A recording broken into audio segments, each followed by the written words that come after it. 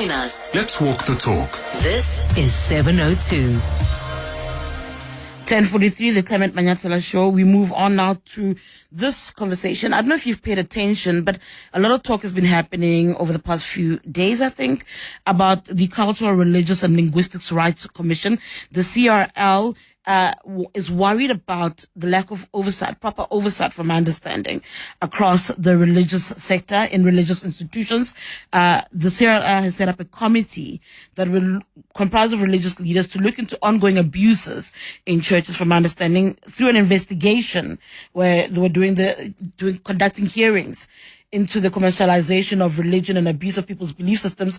They were inundated with complaints about abuse, and this has kind of given rise to a different committee that's now being set up to try and look into these issues and to try and answer the question of oversight. What are your experiences as well? Do you think, when you look at the religious sector, when you look at religion in our country, that it does need better measures, better regulation as far as oversight is concerned?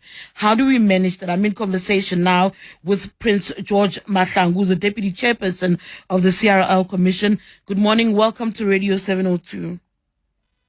Good morning, Tshidi, and good morning to all your listeners. Let's speak about what necessitated this committee that's now being set up. What kind of stories were you hearing? What kind of complaints were you hearing that's led the CRL to be worried and to realize that we need to maybe sit down and investigate what else ought to be done, and particularly around the role of oversight in the religious community? I think let me briefly just give the context of where this committee comes from. It arises as a result of our report on the commercialization of religion, wherein we held hearings, and out of that there was a report. One of the recommendations is that we should set up some form of a peer review mechanism to ensure that religious leaders, and I'm emphasizing because there is a lot of disinformation in this regard. We are not calling, or this committee is not going to come up with a regulation or regulation of religion. It is more to look at religious leaders' conduct or transgression. So this Section 22 committee is established to ensure that they will look at mechanisms that are required in order to deal with these issues that we've unearthed in our report.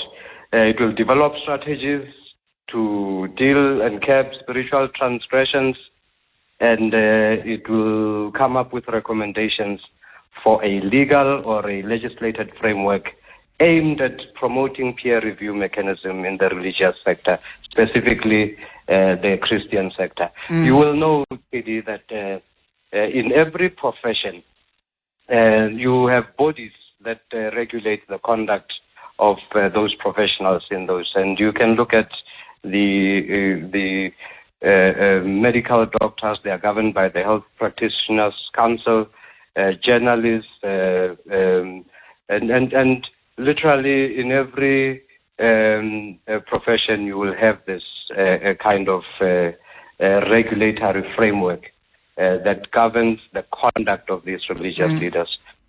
So we are setting up this committee to come up with the way forward and the recommendations towards this legal or legislated framework for this peer review mechanism. Speak to me about spiritual transgressions. What kind of reports are you getting in terms of those abuses, those issues that were concerning? What stories are you being told? We've been told many stories, but amongst those that would be easily remembered by your listeners is where congregants are made to drink petrol, to eat snakes, to eat grass, but the more severe ones are the rape of congregants themselves, where there's sexual abuse and sexual assault and such things. These are issues and complaints that we continually deal with that as the CRL Rights Commission are engaged in trying to find or minimize these transgressions by way of setting up this committee that will say if a religious leader has transgressed, it will be that body that will say you cannot practice pending the outcome of your court case or inquiry. It is for that reason that we want to ensure that this committee is set up and it comes up with those recommendations that will help in dealing with these religious transgressions in the same way that any other profession would do. How widespread is it? Because I think part of the difficulty in managing something like the religious space is that somebody can just wake up tomorrow and say, I've got the gift, I'm a prophet, and start a church.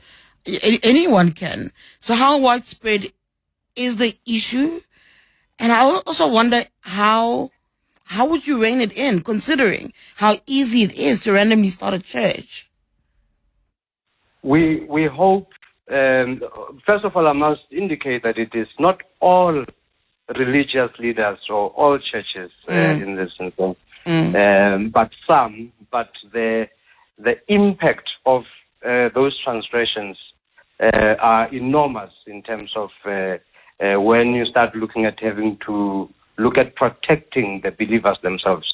But we are saying we hope that when this Section 22 committee has concluded its work and has put recommendations, part of those recommendations would say that if you want to set up a church, first of all, it must be registered to some body or to a body that is governed by the sector itself. Number two, if you want to be a priest or a reverend or a pastor or a bishop or even a cardinal, you must have gone through a college of some kind where you are then certificated, to say that you've gone through this course. You must be vetted. If you are going to deal with children, you must know churches are sacred places. We often send our children because we know it is the church and it should be a safe place to be. But you don't know, as you indicate, that anyone can set up a church. You don't know if that person has been who was arrested for sexual violence or in terms of the Child Protection Act has violated some of the Children's Act provisions. So you want to ensure that any person that sets up a church, that church is properly registered, that religious leader is properly trained and is and by that I mean through the structures that religious leaders themselves would have set up. And then resistance, are you not worried about those who sees this as a move to dictate how people practice and express their religion and their belief systems? There are people who might see this as a pathway towards trying to put in strict measures, and that for them is something that hampers their freedom. You're not worried about that? It is for this reason that we have established this Section 22 committee, and we have asked Reverend Professor Musatulu to be the chairperson of this committee. It will be comprised of various religious leaders from various umbrella bodies in the Christian sector. So this committee will be led by religious leaders themselves, not the CRL the commissioners. So the role that we will play as the CRL right is to be an enabler to ensure that this committee can do its work. Amongst others is to consult nationally and provincially on these issues, on these matters. So there's a lot of work around that. Is to conduct research around the world as well as here in South Africa around these issues that we are talking about. So as a CRL, we will merely be the secretariat of this committee, and it will be entirely led by religious leaders and within a month, we will be informing the country about the leaders that will form part of this Section 22 committee to join the Reverend Musakul. So it will not be a CRL issue. We are mandated and obligated by the Constitution to set up this committee so that we look at the conduct of religious leaders. It's to help the sector itself. Yes. For just for the listeners, if you've got a question, and you want to also share your thoughts about whether or not there's sufficient oversight over religious institutions, do they lack it? Should we be doing more? Please feel free to call in or to send a voice note. The number is 011-883-0702, 072-702-1702. Prince George, how much time is allocated for this? Is there a time that's set up already where we know the investigations will be thorough and then we can come back and say, this is what we found and this is what the way forward should be? We've allocated a year for the committee to come up with the recommendations, but we understand that the level of consultation might perhaps require more time than what we have planned, but we will allow the committee, when they first sit, to determine the timelines and the program that they would like to undertake. But we've made a provision for a year, and within that year that the committee will provide us in the country with a report with recommendations of how to come up with a framework to do oversight on religious leaders. And just briefly, what would the CRL say to people who say, while this work is going on, they are looking for avenues to speak about abuses, about concerns they have about their churches? Where do they go? Do they reach out to the committee while it's doing consultations? Are there other avenues that you'll suggest that they go to speak beyond police authorities and the likes? The committee will specifically be looking at the future, the oversight modality or the oversight model that need to be put in place. In terms of complaints that community members may have, it is still with the CRL. We have a section that deals with these complaints where we will still be investigating those complaints. So these are two parallel processes that do different things.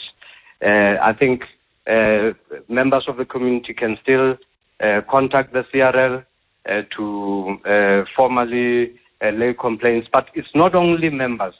We as the CRL, we are also empowered by our act, to intervene and to summon people where we hear or see of transgressions that are taking place. So it's not only dependent on people laying complaints. So that process still stands and it's still going on, and we will deal with those complaints as they arise.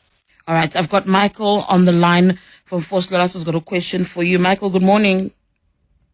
Good morning, Tshidi, and to the guest there. Look, sir, you say that there is going to be a committee that is going to... I don't know what's going on. I want to understand how much then the people that are going to be sitting at this committee, how much do they know about different churches' doctrine? And will they not be impeding upon the doctrine of the churches, which they were... It's okay. Michael, I don't know what's going on with Michael, but I think I got the gist of his question. Michael asking about the different religious doctrines and whether or not they're impeding on the rights. Prince George, it's literally what I was asking you earlier on, is that there will be resistance. People will view this as an attempt to undermine the freedoms they have to practice their spirituality. Even though you say it's a peer review mechanism, there will be resistance. And I think Michael's emotions there were getting in the way, and you can hear he was getting heated. Yes, and I think that when you sit with a pastor raping a 14-year-old. When you sit with a religious leader, giving people grass to eat, making people to eat grass, then you will understand that we have an obligation to do something. What we are saying is that this committee will be comprised of various Christian religious leaders across the different sectors and umbrella bodies.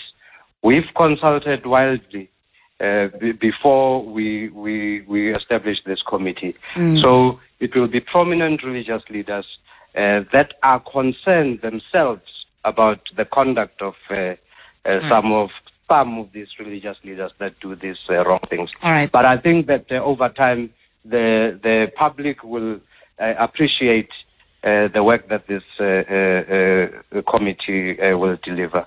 All right, agreed. Thank you so much. That's Prince George Mahlangu, the Deputy Chairperson of the Cultural, Religious and Linguistics Rights Commission.